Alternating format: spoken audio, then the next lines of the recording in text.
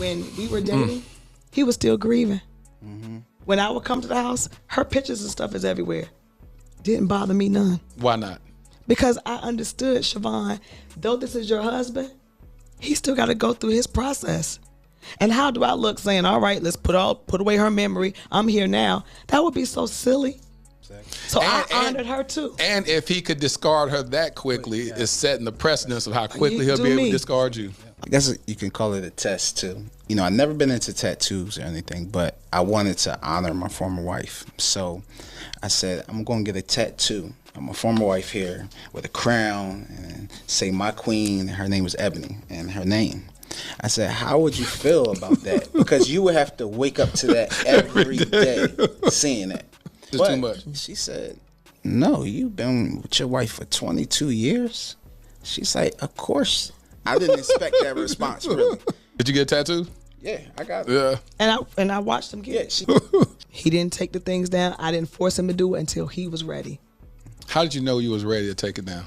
Well, one, I understand feelings. I wouldn't want her to still keep coming in and seeing that, although she's okay with it. Yeah. You know, I understand that.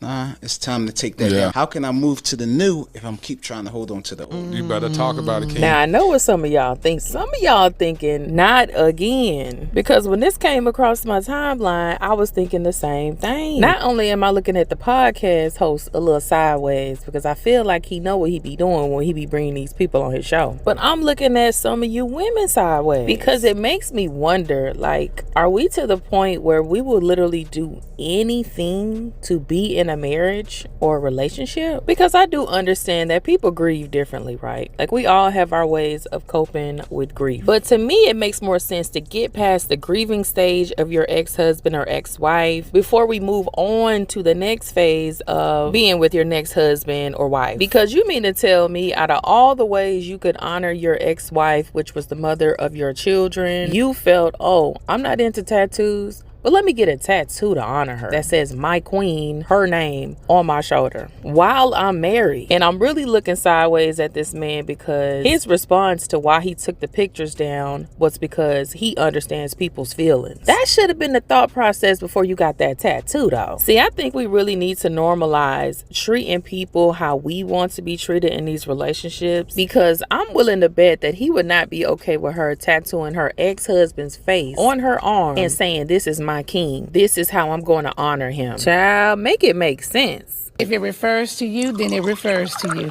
And a hit dog will holler.